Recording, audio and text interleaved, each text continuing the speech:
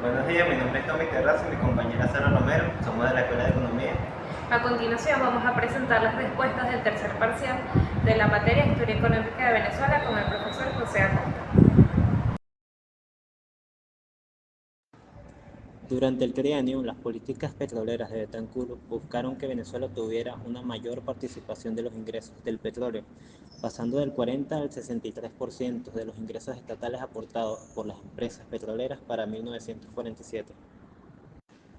Algo que el mismo Betancourt describió como la culminación de una larga y dura batalla para imponer como norma permanente la participación equitativa del Estado en la renta del petróleo. Esto se tradujo en una disponibilidad de recursos fiscales sin precedentes. Estas políticas permitieron invertir en áreas clave para el desarrollo económico y social del país. Por ejemplo, se incrementó el presupuesto de educación de 38 millones a 119 millones de bolívares en 1948 y el de salud pública pasó de 28 millones a 110 millones de bolívares en el mismo periodo.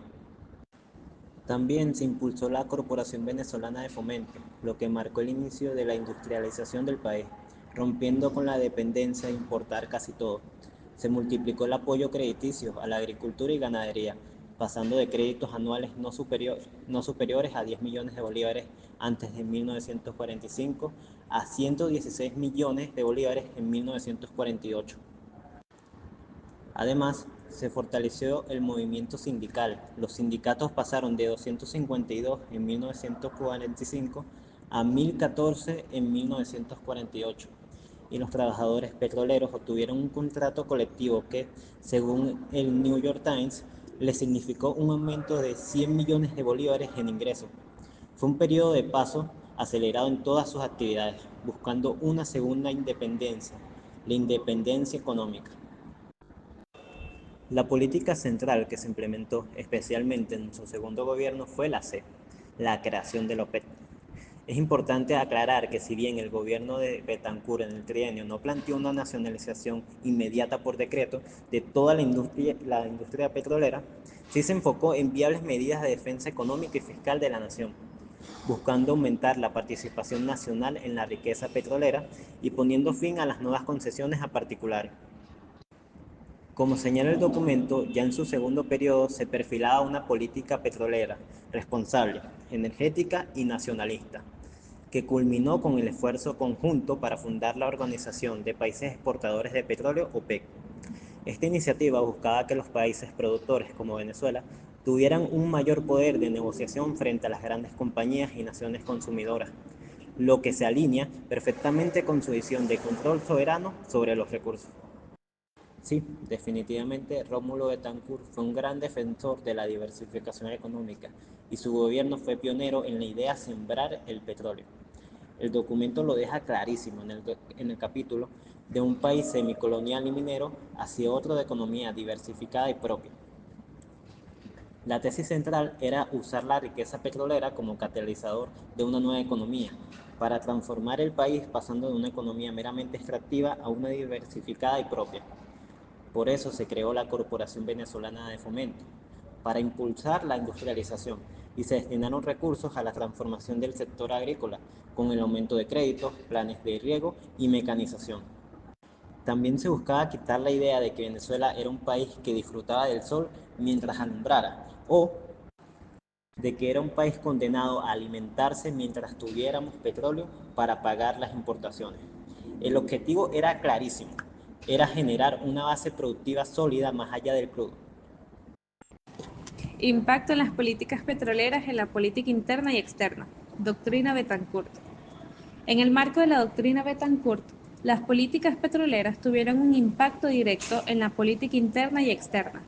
Internamente, su gobierno se propuso el pleno rescate de su soberanía, entendiendo la independencia económica como la segunda independencia. Esto significó un cambio radical en la relación con las poderosas empresas petroleras extranjeras, donde el gobierno, respaldado por el pueblo, adoptó una postura de segura firmeza para defender los intereses nacionales frente a los tradicionales métodos de halago y presión de los gerentes de los trusts. Se buscó que el Estado venezolano no fuera un socio silente y pasivo, sino un actor activo y con voz. Externamente, aunque el documento no detalla cada relación bilateral, La política nacionalista de Betancourt sentó las bases para la cooperación con otros países productores. La consolidación de la política nacionalista de petróleos post-dictadura entre 1958 y 1967 es un claro indicio de la búsqueda de alianzas para fortalecer la posición de Venezuela y otros países exportadores frente a las naciones consumidoras y las grandes petroleras, lo que culminaría en la OPEP. Se buscaba pasar de ser un apéndice de las grandes compañías a un actor soberano en el concierto internacional. Gran logro petrolero del segundo gobierno de Rómulo Betancourt. El gran logro en materia petrolera del segundo gobierno de Rómulo Betancourt fue sin duda la fundación de la Organización de Países Exportadores de Petróleo, OPEP, en 1960. El documento, al referirse a la política nacionalista de petróleos posterior a la dictadura, 1958 a 1967, abarca precisamente este periodo. La creación de la OPEP fue un hito histórico que permitió a Venezuela, junto con otros países productores, ejercer un control más significativo sobre sus recursos petroleros y sobre los precios en el mercado mundial.